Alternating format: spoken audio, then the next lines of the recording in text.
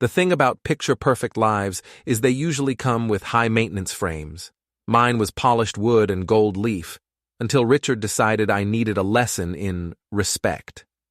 Our house sits at the end of Maple Crest Drive like a magazine cover waiting to happen. Colonial revival, painted in that shade of cream that whispers, "We have money, but we're tasteful about it." The lawn is manicured to country club standards, the driveway swept clean enough to perform surgery on. Even our garbage cans are the expensive kind that don't look like garbage cans. Before we dive deeper into this story, I have one small request. Please subscribe, drop a like, comment, and hit that hype button to boost this channel so more people can discover these incredible Reddit stories. I used to take pride in all of it. Now, standing at the kitchen window with my third cup of coffee, I wonder if perfection is just another word for prison. "Victoria, the Hendersons will be here in an hour." Richard's voice carries that particular edge it gets when he's about to perform.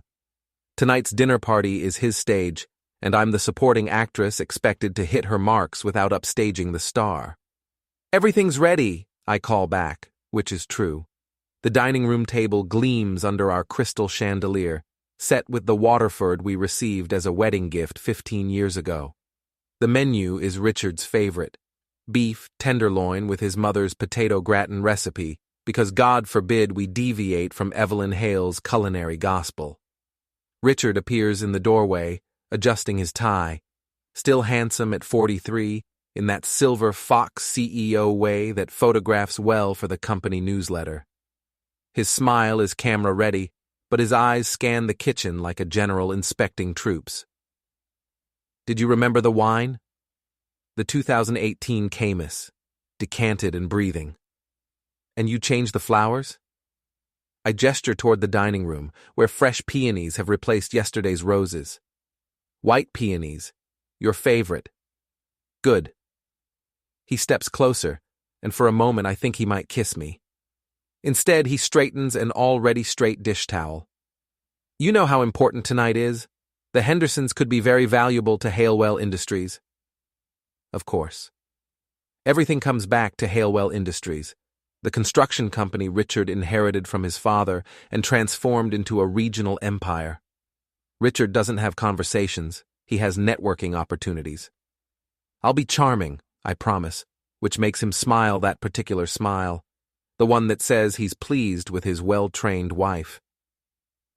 The Hendersons arrive precisely at 7, followed by the Morgans and the Chens.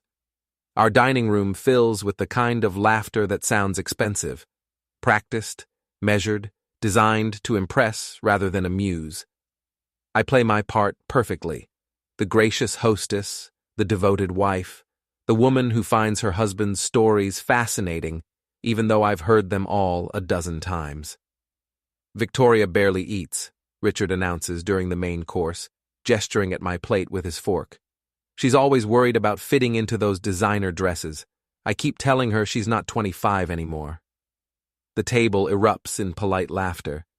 Margaret Henderson touches my arm sympathetically. "Oh, we all struggle with that, don't we?" I smile and take a deliberate bite of beef. Richard's right. I should probably accept that my modeling days are behind me.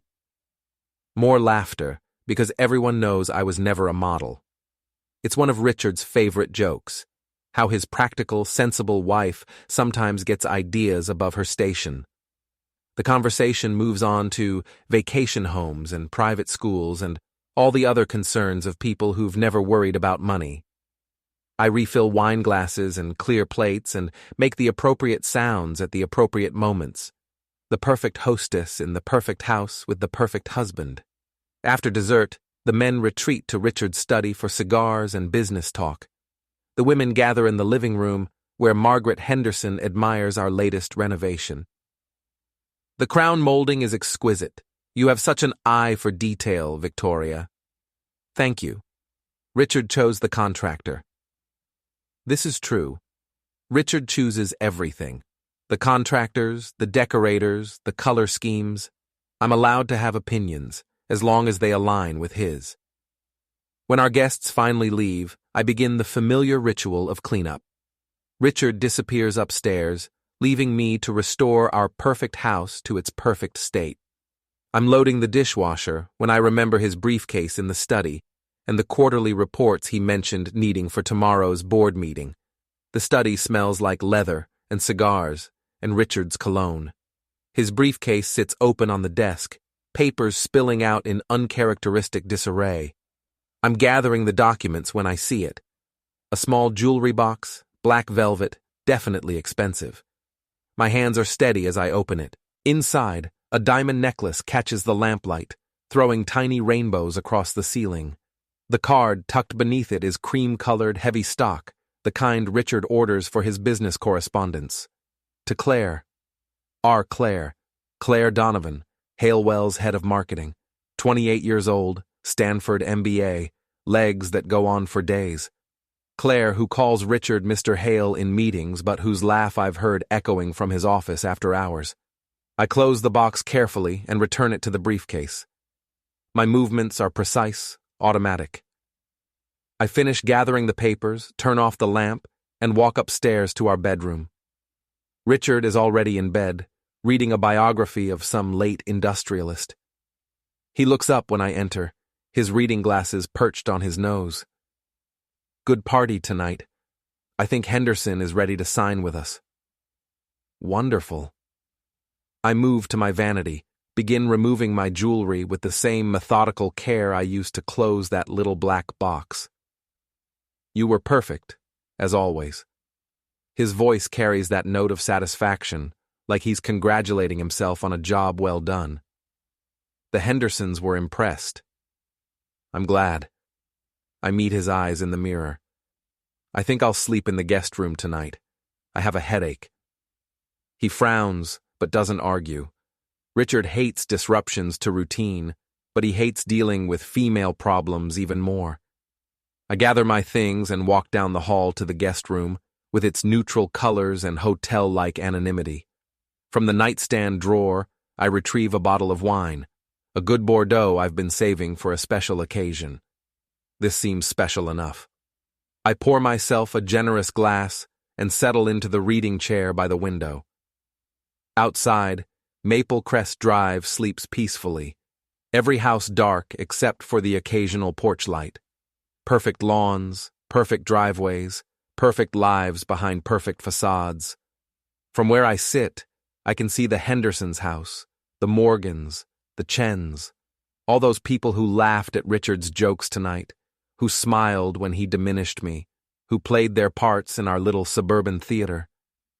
I take a sip of wine and think about Claire Donovan's diamond necklace, about hotel charges on our joint credit card that Richard explained away as client meetings, about the way he's been working late more often, coming home smelling like perfume that isn't mine. The wine is excellent, full-bodied, complex, with a finish that lingers. I should have opened it years ago. My phone buzzes.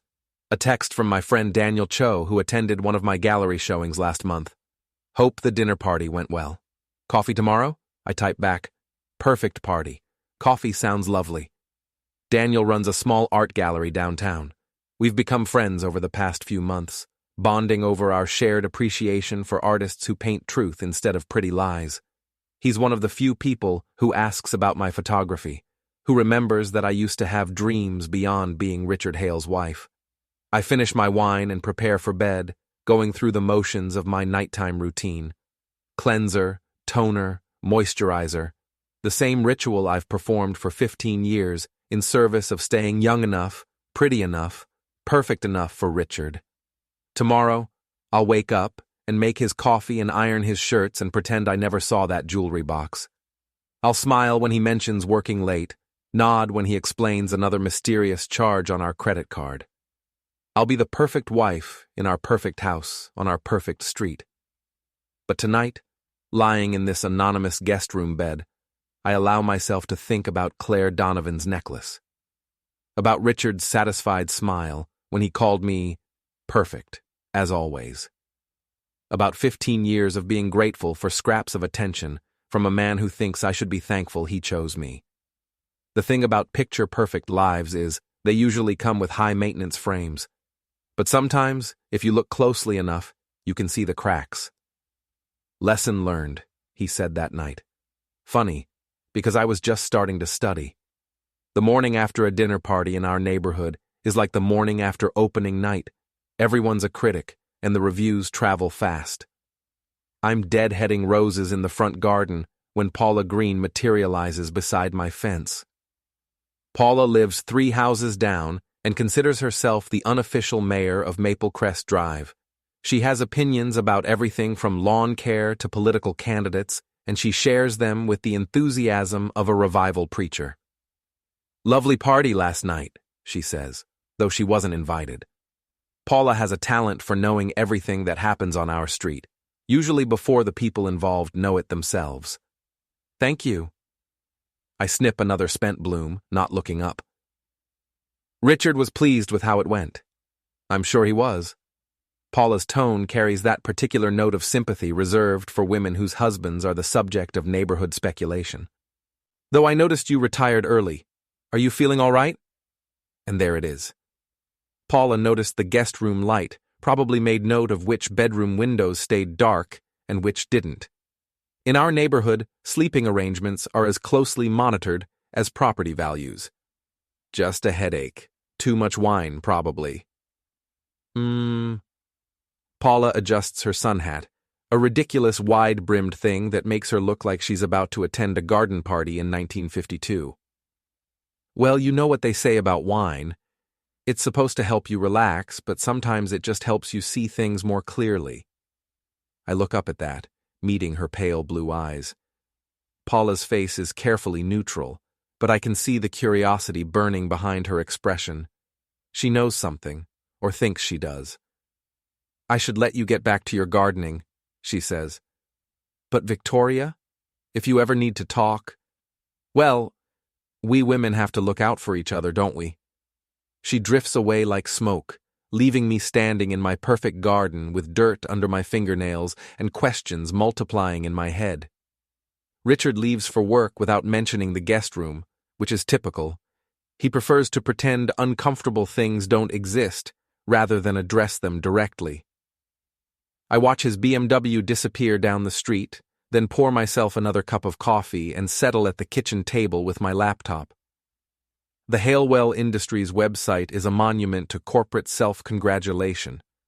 Richard's photo dominates the leadership page, confident smile, expensive suit, the kind of man who looks like he was born to run things. Below his bio, the management team spreads out like a corporate family portrait. Claire Donovan's photo is in the second row. Professional headshot, Stanford MBA credentials listed prominently, 5 years with the company. She's beautiful in that polished, untouchable way that comes from good genetics and better skincare. The kind of woman who makes other women instinctively check their reflection. I study her face for a long moment, then close the laptop and walk upstairs to my closet. Hidden behind my winter coats, in a garment bag I haven't opened in months, hangs my wedding dress. Vera Wang, purchased during those giddy weeks when I thought I was the luckiest woman alive. I unzip the bag and run my fingers over the silk, remembering the woman who wore this dress 15 years ago. She was younger, obviously, more optimistic. She believed in fairy tales and happy endings and the transformative power of love. She thought marriage was a partnership, not a performance. That woman seems like a stranger now. I zip the bag closed and move to Richard's side of the closet. His suits hang in perfect rows, organized by color and season. His shoes are lined up like soldiers, each pair in its designated spot. Everything exactly where it should be, just like his life. His dresser drawers are equally organized. Socks in one drawer, underwear in another, ties arranged by pattern and hue. I'm not sure what I'm looking for until I find it. A receipt tucked behind his cufflink box. Cartier. Last Tuesday. The same day he claimed to be in meetings until 10 p.m. I photograph the receipt with my phone, then return it to its hiding place. Everything exactly as I found it, no evidence of my intrusion. Downstairs, I make myself a sandwich I don't want and try to remember the last time Richard and I had a real conversation. Not the performative exchanges we conduct in public, but the kind of intimate dialogue that happens between people who actually know each other? I can't remember. The afternoon stretches ahead of me, empty as a stage between acts. I could clean house, though our housekeeper was here yesterday. I could work on my photography, though the light is wrong and I'm not in the mood for art. I could call one of my friends, though most of them are Richard's friends' wives, and I'm not ready for more suburban theater. Instead, I drive downtown to Daniel's gallery. The space is small but elegant, white walls showcasing local artists who paint with passion instead of calculation. Daniel is hanging a new piece when I arrive, an abstract that looks like heartbreak rendered in blues and grays. Victoria. He smiles, genuine pleasure lighting his face. Perfect timing. I just made coffee. Daniel is 45, divorced, with kind eyes and paint-stained fingers. He moved here from San Francisco 2 years ago, seeking a quieter life after his marriage imploded. We bonded over our mutual appreciation for honesty in art and the difficulty of finding it in life. "How was the dinner party?" he asks, leading me to the small office behind the gallery. "Perfect," I say, accepting the coffee he offers. "Absolutely perfect." He hears the irony in my voice and raises an eyebrow. "That good, huh?" Richard was in his element, charming, successful, the king of his suburban castle. I played my part beautifully. "And what part is that?" I consider the question, staring into my coffee cup. "The grateful wife, the woman who knows how lucky she is to be married to such a catch." Daniel settles into the chair across from me. "You don't sound particularly grateful. Would you be, if you spent 15 years being treated like an accessory?" The words surprise me with their bitterness. I hadn't planned to say them, hadn't even fully acknowledged the thought, until it spilled out. "Victoria." Daniel's voice is gentle. "You know you don't have to live like that." "Don't I?" I meet his eyes. "I'm 41 years old, Daniel. I haven't worked in 10 years. I have no money of my own, no career, no life outside of being Richard's wife. What exactly are my options?" "You're a talented photographer. You could what? Compete with 25-year-olds for wedding gigs? Start over with nothing while Richard keeps everything we built together?" Daniel is quiet for a moment, then reaches across the desk to touch my hand. "You're stronger than you think." I want to believe him, but strength feels like a luxury I can't afford, like those designer dresses Richard jokes about. Beautiful, but impractical for real life. I finish my coffee and prepare to leave, but Daniel stops me at the door. "I'm having a small opening next Friday. Local artists, wine, good conversation. You should come. I'll have to check with Richard." I didn't invite Richard. The words hang between us, loaded with possibility and danger. An invitation to exist outside of my marriage, to be Victoria instead of Mrs. Richard Hale. "I'll think about it," I say. The drive home takes me past Richard's office building, a gleaming tower of glass and steel that houses Halewell Industries headquarters. I slow down as I pass, scanning the parking garage for his BMW. It's there, along with a red Audi, that I recognize from the company directory. Claire Donovan's car parked 2 spaces away from my husband's. I drive home and spend the evening preparing dinner, setting the table, playing the role of devoted wife. When Richard arrives at 7:30, he kisses my cheek and compliments the meal and tells me about his day. Nothing about working late, nothing about Claire, nothing about diamond necklaces or Cartier receipts. We eat in companionable silence, discussing safe topics like weekend plans and home repairs. After dinner, he retreats to his study while I clean up, both of us following the script we've perfected over 15 years of marriage. But later, lying in the guest room bed I've claimed as my own, I think about Daniel's invitation, about the possibility of existing outside Richard's carefully constructed world, of being seen as something more than a supporting character in his story. I think about Claire Donovan's red Audi, parked so conveniently close to my husband's car, and I think about Paula Green's words, "Sometimes wine doesn't help you relax, Sometimes it just helps you see things more clearly. The shower stopped. I hit send on the last file to my drive. Then I smiled at the sound of his footsteps. The Halewell Industries annual client appreciation event is held at the Riverside Country Club because Richard believes in the power of impressive venues. The ballroom glitters with crystal and candlelight, filled with the kind of people who measure success in square footage and stock portfolios. I wear the black cocktail dress Richard selected, sophisticated but not attention-grabbing, expensive but not ostentatious. The perfect outfit for the perfect wife of the perfect CEO. "You look beautiful," Richard says as we enter the ballroom, his hand possessive on my lower back. "Just remember, the Yamadas are considering a major expansion. Be charming." Always an instruction, never a compliment. I nod and smile and prepare to perform. The evening unfolds predictably. I circulate through the crowd, making small talk with clients' wives, laughing at jokes that aren't funny, pretending to be fascinated by stories about golf handicaps and vacation homes. Richard works the room like a politician, all confident handshakes and strategic conversations. I'm discussing private school options with Mrs. Yamada when I see her. Claire Donovan stands near the bar, stunning in a red dress that probably cost more than most people's monthly salary. She's laughing at something one of the board members is saying, her head tilted at just the right angle to catch the light. Around her throat, diamonds catch the chandelier's glow.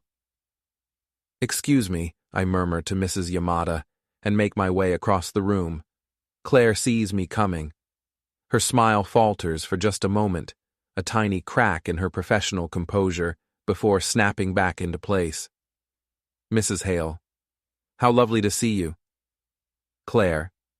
I let my gaze drop to the necklace, then back to her face. "What a beautiful necklace." "It looks expensive." Her hand moves instinctively to her throat. "Thank you. It was a gift." "How wonderful. From anyone special?" The question hangs between us like a blade. Claire's cheeks flush slightly, but her voice remains steady. "A family heirloom, actually. From my grandmother." "Your grandmother had exquisite taste." I smile, the expression as sharp as broken glass. "Richard always says the best gifts are the ones with meaning behind them." I walk away before she can respond, leaving her standing by the bar with her hand still pressed to those diamonds. The rest of the evening passes in a blur of forced conversations and hollow laughter. Richard gives a speech about Halewell's commitment to excellence, thanking our clients for their continued trust. He looks handsome and successful and utterly convincing, the picture of a man who has everything. Afterward, in the country club parking garage, I wait until Richard is saying goodbye to the last lingering client before I make my move. Claire's red Audi is parked in the executive section, gleaming under the fluorescent lights. I approach it casually, as if I'm simply walking to our car. The key slides along the paint like a whisper, leaving a thin silver line from headlight to taillight. Then another and another, until the pristine surface is decorated with a spiderweb of scratches. The car alarm begins shrieking, echoing off the concrete walls. I step back and smile, genuinely pleased with my handiwork. "Victoria!" Richard's voice cuts through the noise. "What happened?" "I don't know." I gesture helplessly at the damaged car. The alarm just started going off. Claire appears at a run, her heels clicking against the concrete. She stops short when she sees her car, her face going pale. "Oh my God. Who would do this?" "Probably kids," Richard says, though we all know the country club's security makes teenage vandalism unlikely. "You should call the police."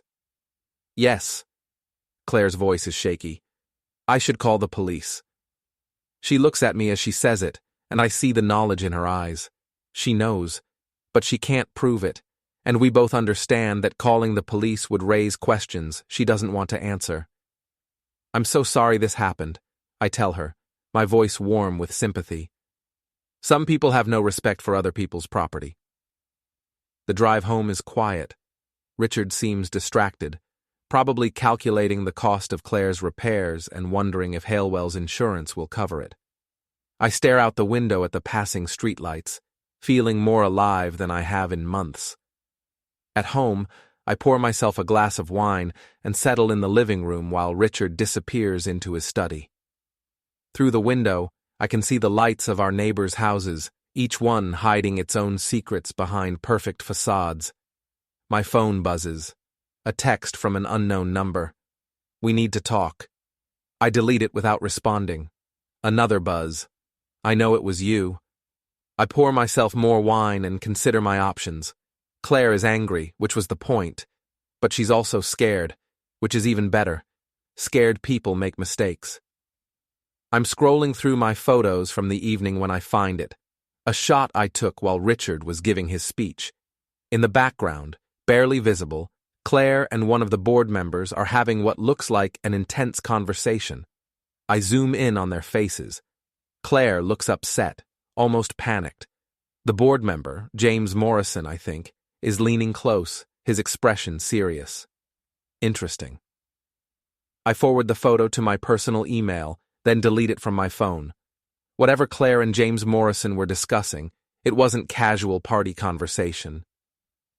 Richard emerges from his study around 11, looking tired. "I'm going to bed," he announces. "Long day tomorrow." "Of course." I don't look up from my wine. "Sleep well." He pauses at the foot of the stairs. "You're not coming up?"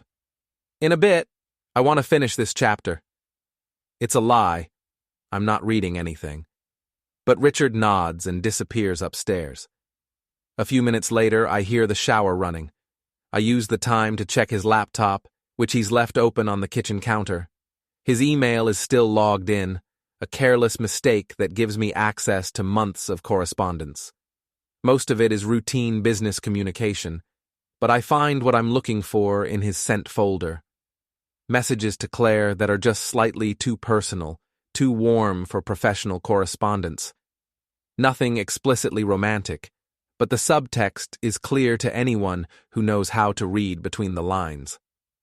I scroll further back, looking for patterns. The late-night emails increased around 6 months ago. The tone shifted from purely professional to something more intimate around the same time. 6 months ago, Richard started working late more often. 6 months ago, he began finding fault with everything I did. My cooking, my appearance, my conversation skills. 6 months ago, he started treating me like an obligation instead of a wife. The timeline fits perfectly. I'm about to close the laptop when a new email appears in his inbox.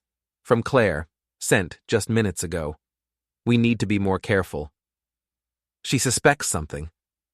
My heart rate spikes, but my hands remain steady as I click reply and type. "Don't worry, she doesn't know anything for certain. Just keep playing your part." I hit send, then immediately delete both messages from Richard's sent folder and trash. Let Claire think Richard is dismissing her concerns. Let her think he's taking this lightly while she's panicking about scratched paint and suspicious wives. The shower stops upstairs. I close the laptop and return to my wine, settling back into the couch with a book I'm not reading. When Richard comes downstairs 20 minutes later, looking for his laptop, I gesture vaguely toward the kitchen. "You left it by the coffee maker." "Thanks." He collects it without suspicion, then pauses. "Everything all right? You seem different tonight." "Different how?" "I don't know. More relaxed, maybe." I smile at him over my wine glass. Maybe I'm finally learning to enjoy myself.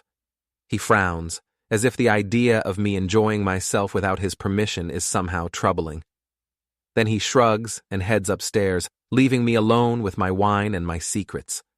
Later, lying in the guest room bed that's become my sanctuary, I think about Claire's panicked text messages and the fear in her eyes when she saw her damaged car. I think about Richard's careless email habits and the way he's been taking me for granted for months. Most of all, I think about that photo of Claire and James Morrison and the conversation that made her look so upset. Tomorrow, I'll start digging deeper. Tonight, I'll savor the satisfaction of watching Claire's perfect composure crack. My phone buzzes one more time. If she finds out, we both lose everything. The message isn't addressed to me, but somehow it ended up in my inbox instead of Richard's. A forwarding error, probably. Or maybe Claire was more rattled than I thought. I screenshot the message before it disappears, then settle back into my pillows with a smile. Too late, darling. The Halewell Industries board meeting is scheduled for 10 a.m. on a Tuesday, which gives me exactly 3 hours to prepare for the performance of my lifetime. I dress carefully, navy suit, conservative heels, minimal jewelry. The look is professional but not threatening, concerned citizen rather than vengeful wife. I style my hair in a simple chignon and apply makeup with the precision of a theater artist preparing for opening night. The documents are organized in a leather portfolio that once belonged to my father. Bank records, credit card statements, hotel receipts, email printouts, months of evidence gathered with the patience of a detective and the determination of a woman with nothing left to lose. Richard left for the office an hour ago, whistling as he knotted his tie. He kissed my cheek and told me he'd be home late. Another board dinner, he claimed. I smiled and wished him luck, playing the supportive wife one last time. The Halewell building rises 30 stories above downtown, its glass façade reflecting the morning sky like a mirror. I've been here dozens of times for company parties and charity events, always as Richard's accessory. Today, I walk through the marble lobby as myself. The receptionist recognizes me and smiles. "Mrs. Hale, how lovely to see you. Are you here for the board meeting?" "Actually, yes. I have some information that might be relevant to their discussions." Her smile falters slightly. Board meetings are sacred territory, not the place for CEO wives to make unexpected appearances. "Let me call up to Mr. Morrison's office," she says, reaching for the phone. James Morrison, the board chairman, is a silver-haired man in his 60s who's known Richard since he was a boy. He's also the man I saw having that intense conversation with Claire at the country club. "Mrs. Hale?" His voice carries surprise and a hint of concern. "Is everything all right?" "I have some information about company finances that I think the board should see. May I come up?" A pause. "Of course, I'll send someone down to escort you." The elevator ride to the 30th floor feels like ascending to Judgment Day. The young assistant who accompanies me makes nervous small talk about the weather, clearly uncomfortable with whatever drama is about to unfold. The boardroom is exactly as I remember it from the few times Richard has given me tours. Mahogany table, leather chairs, oil paintings of late industrialists watching from the walls. The board members are already assembled, 12 men and 3 women who control millions of dollars and hundreds of jobs. Richard sits at the head of the table, looking every inch the confident CEO. His expression shifts from surprise to concern to something approaching panic as I enter the room. "Victoria, what are you doing here?" "I'm sorry to interrupt," I say, addressing the board rather than my husband. "But I have information that I believe is relevant to your oversight responsibilities." James Morrison gestures to an empty chair. "Please sit. What kind of information?" I open my portfolio and remove the first set of documents. Corporate credit card statements showing charges for personal expenses, hotel rooms, jewelry, dinners that weren't business-related. The papers pass from hand to hand around the table. Richard's face has gone pale, but he maintains his composure. "Victoria, this is hardly the place." "Bank records showing transfers from company accounts to personal accounts," I continue, ignoring him. "Email correspondence indicating the misuse of company resources for personal relationships." More documents circulate.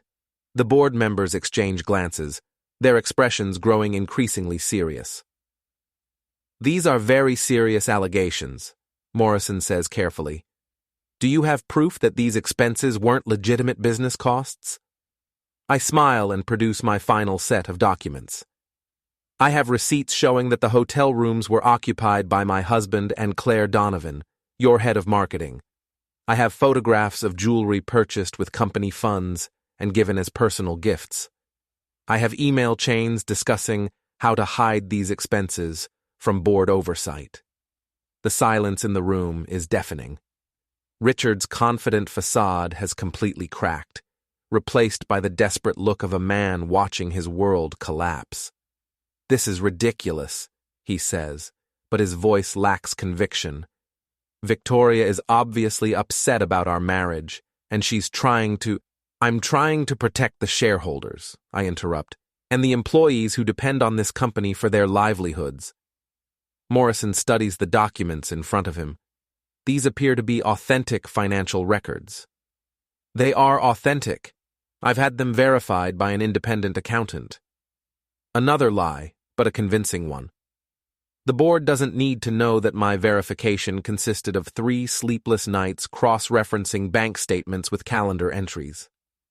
Even if these expenses were inappropriate, board member Sarah Chen says carefully, they don't appear to be criminal. Poor judgment, perhaps, but there's more. I produce the final document, the one I've been saving for maximum impact. A pattern of inflated invoices from contractors with the excess amounts being funneled into personal accounts. That's embezzlement. This is my masterpiece. Months of detective work distilled into irrefutable proof. Richard has been skimming money from construction projects, hiding the theft behind complex subcontractor arrangements. The boardroom erupts in whispers. Richard lunges for the documents, but Morrison pulls them away. "Richard, I think you should step outside while we discuss this." "This is insane." Richard's composure finally shatters. "She's my wife. She's obviously—" "She's a concerned citizen bringing potential fraud to our attention," Morrison says firmly. "Please wait outside." Richard looks around the table, searching for allies, but finds only uncomfortable faces and averted eyes. He storms out, slamming the door behind him. I sit quietly while the board examines the evidence, answering their questions with calm precision. Yes, I can provide additional documentation. Yes, I understand the seriousness of the allegations. No, I don't expect any personal gain from this disclosure. "Why are you doing this?" Sarah Chen asks finally. "Why expose your own husband?" I consider the question, thinking of 15 years of condescension and control, of diamond necklaces given to younger women, of being treated like an accessory in my own life. "Because someone should," I say simply. The board votes unanimously to suspend Richard pending a full investigation. They also vote to terminate Claire Donovan immediately, based on her involvement in the misuse of company resources. I leave the building an hour later, walking through the marble lobby with my head high. The receptionist watches me with undisguised curiosity, probably wondering what bombshell the CEO's wife just dropped on the 30th floor. Outside, the autumn air feels crisp and clean. I walk to my car slowly, savoring the sensation of having finally acted instead of simply endured. My phone buzzes as I'm driving home. A text from Richard. "You ruined me." I pull over and type back, "You ruined yourself. I just made sure everyone knew." Another buzz. "The board will destroy you too. You'll get nothing in the divorce. I don't want anything that belongs to you. You're making a mistake, Victoria. You need me." I stare at the message for a long moment, then delete the entire conversation. Richard still doesn't understand that I'm not the same woman who used to beg for his attention and approval. The house feels different when I return. Lighter somehow, as if the oppressive weight has been lifted from the rooms. I pour myself a glass of wine and stand at the kitchen window, looking out at our perfect lawn and perfect garden. Soon, none of this will be mine. The house will be sold, the assets divided, the life we built together dismantled piece by piece. The thought should terrify me, but instead I feel something I haven't experienced in years. Freedom. My phone rings. Daniel's name appears on the screen. "I heard about the board meeting," he says without preamble. "Are you all right?" "I'm perfect," I say. And for the first time in months, I mean it. Do you want company? I could bring dinner, wine, moral support. That sounds wonderful. After I hang up, I walk through the house one more time, seeing it with new eyes. The perfect furniture, the perfect art, the perfect life I've been suffocating in for 15 years. Tomorrow, Richard will hire lawyers and try to salvage his reputation. He'll paint me as a vindictive wife, a woman scorned, someone whose testimony can't be trusted. But the evidence speaks for itself, and I have more where that came from. My phone buzzes one last time. You think you've won? I almost reply, not yet. The pounding on my apartment door starts at 6 a.m., aggressive and insistent. I know who it is before I look through the peephole. Claire Donovan stands in the hallway, still beautiful but disheveled in a way that suggests she's been up all night. Her hair is uncombed, her makeup smeared, her designer clothes wrinkled. She looks like a woman coming apart at the seams. I open the door, but don't invite her in. We need to talk, she says, pushing past me into the apartment. Good morning to you too. She whirls around, her eyes blazing. You destroyed my life. Do you understand that? I've lost everything because of you. You lost everything because you chose to sleep with a married man and steal from his company. I close the door calmly. I just made sure people found out about it. You don't understand what you've done. Claire's voice rises, hysteria creeping in around the edges. Richard promised me. What? That he'd leave his wife for you? That you'd live happily ever after? I laugh, the sound sharp and bitter. How original. She lunges toward me, but I step aside easily. Claire stumbles, catching herself against the kitchen counter. He loves me, she says, but the words sound hollow even to her. He loves the idea of you. Young, impressed, grateful for his attention. But love? Richard doesn't know what that means. You're wrong.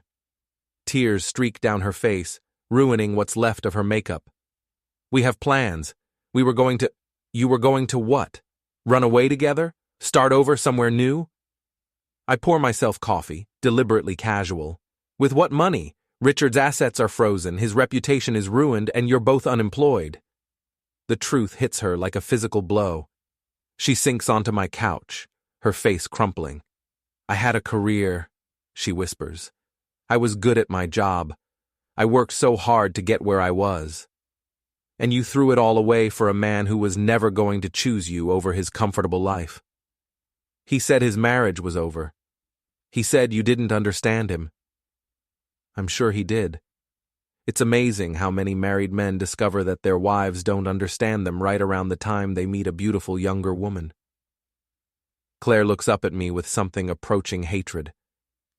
You're enjoying this. I'm not enjoying your pain, I say, which is mostly true. But I'm not sorry for it either. She stands abruptly, swaying slightly. This isn't over. Yes, it is. My voice is calm, final. You're going to leave town, start over somewhere else, and hopefully learn something from this experience. Richard is going to face the consequences of his choices, and I'm going to build a new life. You think you're so smart, Claire says, but you don't know everything. I know enough. She moves toward the door, then turns back. Richard isn't the only one with secrets. Is that supposed to be a threat? It's a fact. Her smile is ugly, desperate. The board meeting wasn't your victory, Victoria. It was just the opening act. She leaves, slamming the door behind her. I watch from my window as she stumbles across the parking lot to her rental car.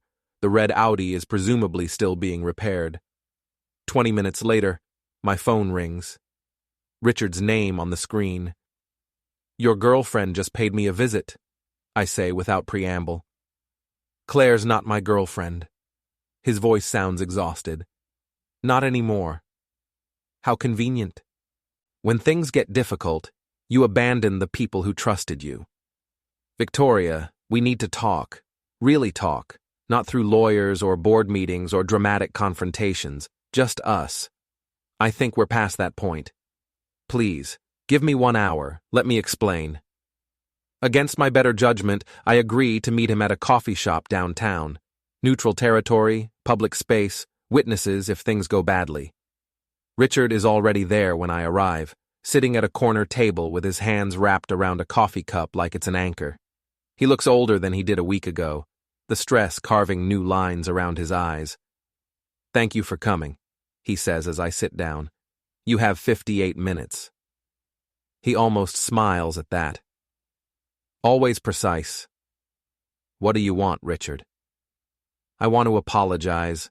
For everything. For taking you for granted, for the affair, for making you feel like you didn't matter." The words sound rehearsed, like he's been practicing in the mirror. I wait for him to continue. "I know I can't undo what I've done, but maybe we can find a way forward that doesn't destroy both of us. I'm not the one who's been destroyed. Aren't you?" He leans forward. "You think exposing me makes you the winner? You'll be the woman who betrayed her husband, who aired her dirty laundry in public. Do you think people will respect that?" "I think people will respect honesty more than they respect theft and adultery." "You're naive if you believe that." His voice hardens. "This is a small town, Victoria. People talk. They'll say you were vindictive, that you couldn't handle losing your husband to a younger woman. Let them talk. And when the divorce is final, when you're 41 and alone and trying to rebuild from nothing, how will that feel?" For a moment, doubt creeps in. Richard is good at finding weak spots, at making people question themselves. It's one of his most valuable skills.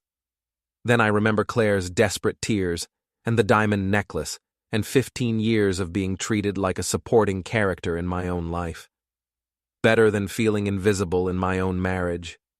Richard sits back, frustration flickering across his face. "I never made you invisible. You made me into an accessory, a prop in your perfect life. I gave you everything, the house, the cars, the lifestyle. You gave me things. You never gave me yourself. That's not true. When was the last time you asked about my photography?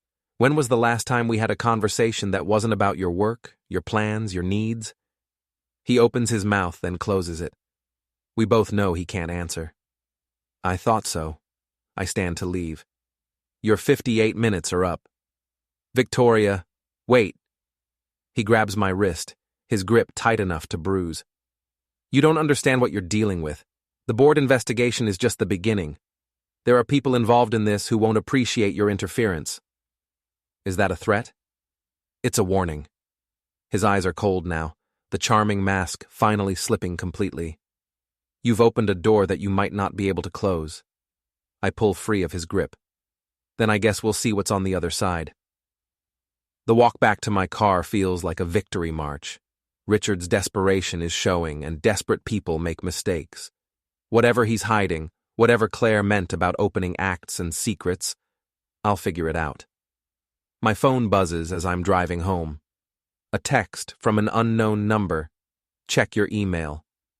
The message waiting in my inbox contains a single attachment, a photograph taken through a restaurant window. Richard and Claire at dinner, but they're not alone.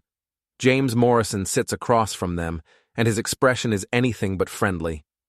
The timestamp shows the photo was taken 2 days before the board meeting. I stare at the image, pieces of a larger puzzle clicking into place.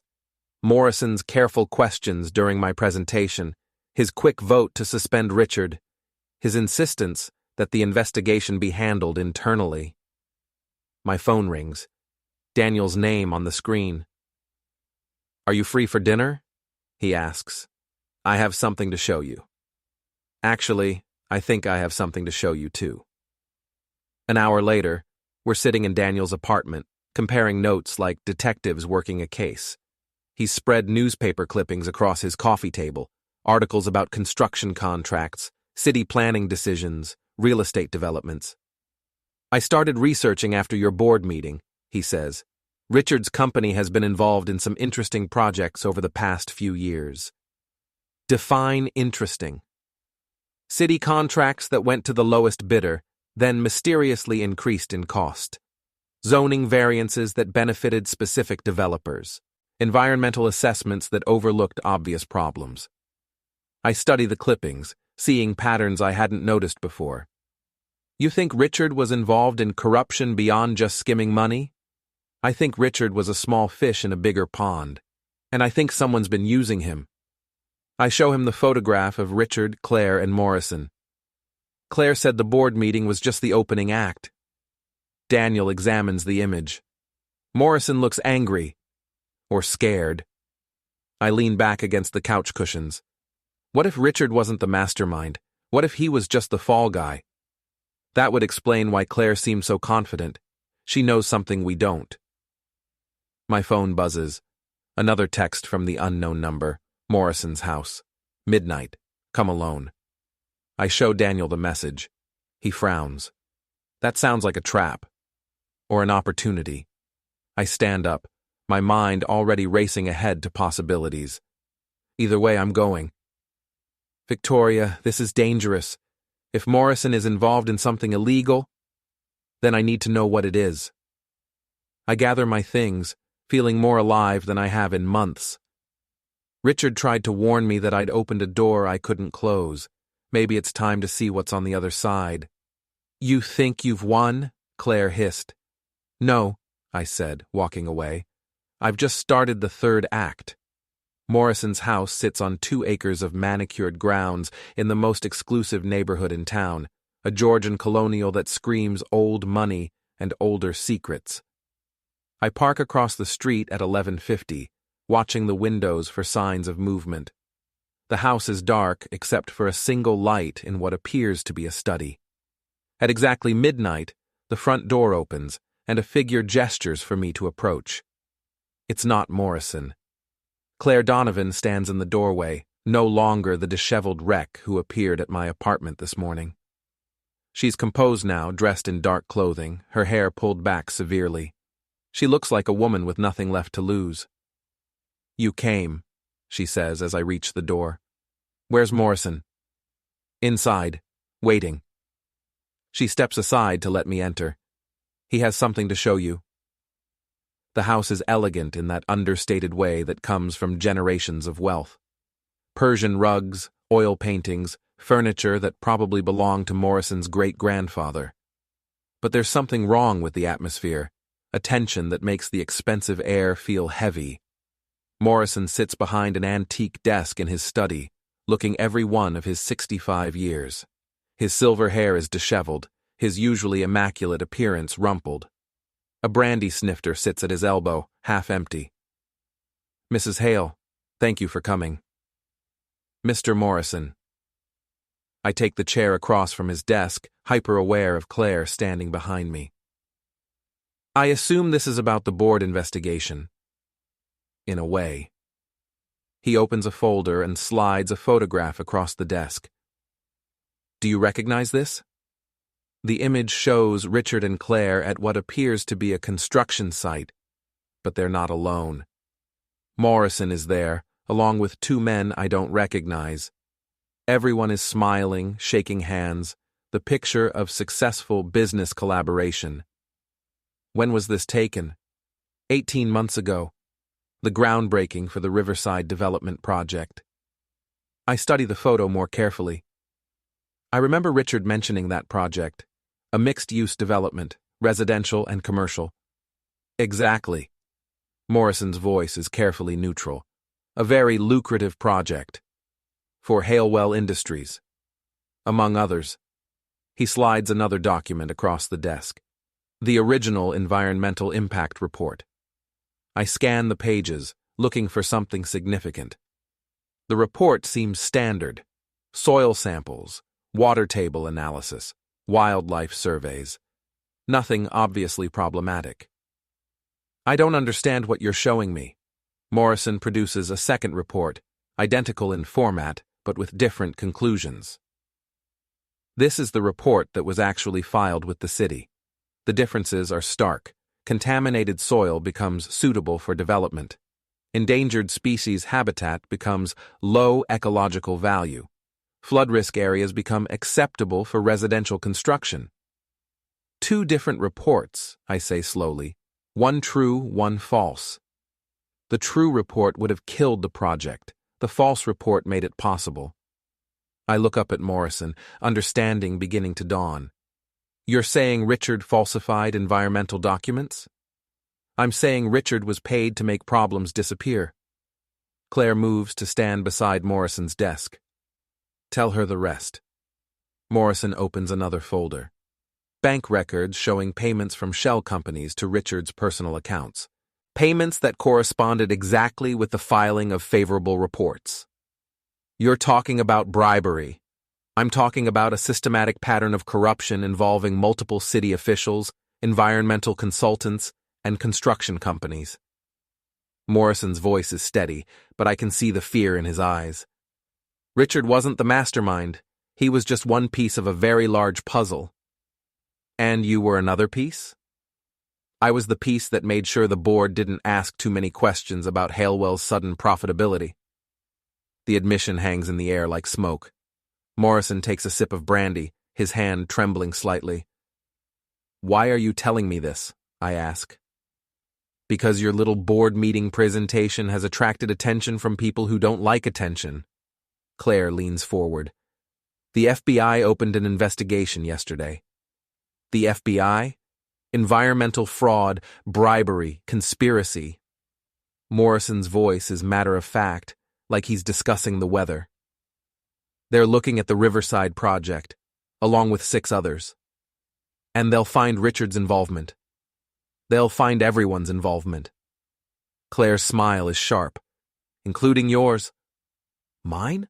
I had nothing to do with... You were married to Richard for 15 years, Morrison interrupts. You lived in a house paid for with illegal money. You drove cars, wore clothes, took vacations funded by bribes. I didn't know. Can you prove that? Claire asks. Can you prove you never suspected where the money was coming from? Never wondered why Richard's company was so suddenly successful? The room spins slightly. I grip the arms of my chair, trying to process what they're telling me. What do you want? Morrison slides a final document across the desk. A statement saying that Richard confided in you about his illegal activities, that you tried to talk him out of it, but he threatened you into silence. You want me to lie. We want you to survive, Claire says, because if you don't cooperate, you'll go down with the rest of us. I stare at the document, my mind racing. And if I sign this? You become a cooperating witness instead of a co-conspirator, Morrison says. Immunity in exchange for testimony. Testimony against my husband. Testimony against the man who used you as unknowing cover for his crimes. The irony is almost funny. After months of gathering evidence to destroy Richard, I'm being asked to save myself by destroying him further. I need time to think. You have until tomorrow morning, Claire says. After that, we file our own statements with the FBI, statements that paint you as a knowing participant.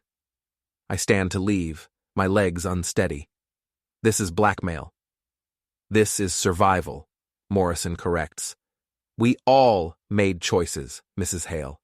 Now we have to live with the consequences. The drive home passes in a blur. My perfect revenge has turned into a nightmare. My carefully planned exposure of Richard's adultery transformed into something much larger and more dangerous. At home, I pour myself a large glass of wine and try to think clearly. The house feels like a mausoleum now, every expensive object a potential piece of evidence. The Persian rug Richard bought last year, the kitchen renovation we completed in the spring, the jewelry he's given me over the years. All of it potentially paid for with illegal money. My phone rings. Richard's name on the screen. We need to talk, he says without preamble. Right now. I'm done talking to you. The FBI contacted my lawyer today. They're opening a formal investigation. I know. A pause. You know? How do you... Understanding dawns. Morrison, he got to you. He showed me some interesting documents. Victoria, listen to me very carefully. Morrison and Claire are trying to save themselves by throwing me under the bus. Whatever they told you, whatever they want you to sign, don't do it. Why should I believe you? Because I'm your husband. Because despite everything that's happened, I would never deliberately hurt you. You've been hurting me for years. Not like this, not with something that could send you to prison. The word prison hits me like a physical blow. I didn't do anything wrong. Neither did I, originally. But when you're married to someone involved in illegal activities, the law doesn't always make distinctions. I sink onto the couch, wine glass forgotten. What are you saying? I'm saying we need each other right now. We need to present a united front, hire the best lawyers we can afford, and fight this together. Together? After everything you've done? Yes, together, because the alternative is that we both go down separately. I close my eyes, trying to think through the wine and the fear and the exhaustion. 6 hours ago, I thought I was winning. Now I'm not sure there's any way to win at all. I can't trust you, Richard. Then trust your own instincts. Do you really think Morrison and Claire have your best interests at heart? Do you think they won't throw you under the bus the moment it becomes convenient? He's right, and I know it. Morrison and Claire are looking for scapegoats, and I'm the perfect target, the naive wife who can be painted as either an innocent victim or a willing accomplice, depending on what serves their needs. What do you want me to do? Don't sign anything. Don't talk to anyone without a lawyer present. And Victoria? What? I'm sorry. For all of it. The affair, the lies, the way I treated you. I know it doesn't change anything, but I need you to know that. The line goes silent. I sit in the dark living room, surrounded by the remnants of our perfect life, and try to figure out how everything went so wrong so fast. Outside, the neighborhood sleeps peacefully, unaware that their perfect neighbor's perfect marriage was built on a foundation of lies and illegal money. Tomorrow, the FBI will start asking questions. Reporters will probably follow. The whole carefully constructed facade will come crashing down. I think about the woman I was 6 months ago, obedient, grateful, content to live in Richard's shadow. That woman would be terrified right now, would probably sign whatever document Morrison put in front of her. But I'm not that woman anymore. I pick up my phone and dial Daniel's number. I need a lawyer, I say when he answers. The best one you know. What happened? Everything. I look around the living room one last time, memorizing details I'll probably never see again. And I think it's just getting started. You wanted respect, I said. Now you've got silence. The wind caught the papers on the table, scattering them like confetti. The only celebration left in that house. Epilogue. 6 months later. The coffee shop in downtown Portland is nothing like the places Richard and I used to frequent. No marble counters or artisanal pastries, just honest coffee served by people who work for tips instead of stock options. I've become a regular here, one of those customers the baristas know by name and drink preference. The usual, Victoria? Sarah calls from behind the counter. Please, and maybe one of those blueberry muffins. I'm learning to indulge myself in small ways. After years of watching every calorie, every expense, every word, I'm discovering the luxury of spontaneous decisions. My apartment is a few blocks away, a modest one-bedroom with hardwood floors and windows that actually open. It's smaller than my walk-in closet used to be, but it's mine in a way that house on Maple Crest Drive never was. I pay the rent with money I earn from freelance photography, mostly wedding and portrait work, but also some gallery pieces that Daniel has helped me place. The newspaper sits folded on my table, Richard's sentencing hearing covered in a brief article on page 3. 18 months in minimum security prison, 5 years probation, restitution payments that will keep him financially struggling for years. The reporter calls it a stunning fall from grace for the former CEO. Claire got 12 months and community service. Morrison received 2 years, though his age and health problems will probably keep him in minimum security as well. All three of them cooperated with the FBI investigation, providing evidence that led to indictments of 12 other people involved in the corruption scheme. I was never charged. The FBI questioned me extensively, of course. They searched the house, seized financial records, interviewed neighbors and friends. But my lawyer, the shark Daniel recommended, made sure I was treated as a victim rather than a suspect. The wronged wife who discovered her husband's crimes and bravely came forward to expose them. It's mostly true, even if the timeline is a bit compressed. The divorce was finalized last month. I got half of what remained after the government seized the assets purchased with illegal money, which wasn't much. The house, the cars, most of the jewelry, all gone. But I also got my freedom, which turns out to be worth more than I ever imagined. My phone buzzes. A text from Daniel. Gallery opening tonight. Your photos look amazing under the lights. I smile and type back. Wouldn't miss it. The photos are from a series I call Perfect Lives, portraits of suburban houses and the people who live in them, but shot in a way that reveals the loneliness and artifice behind the perfect facades. It's my most personal work, and apparently my most successful. 3 pieces have already sold, with inquiries about commissioning similar work. I'm learning that there's a market for truth, even when it's uncomfortable. The coffee shop door chimes, and I look up to see a familiar face. Paula Green, former queen of Maple Crest Drive, looking older and less certain than I remember. She notices me and hesitates, clearly debating whether to approach. Victoria? She slides into the chair across from me without invitation. I thought that was you. Hello, Paula. You look... She searches for the right word. Different. I feel different. I heard about the gallery showing. That's wonderful. We sit in awkward silence for a moment. Paula was one of the neighbors who testified to the FBI about Richard's sudden wealth, his late nights, the changes in our marriage dynamic. Her testimony was actually helpful to my case, but I know she gave it reluctantly.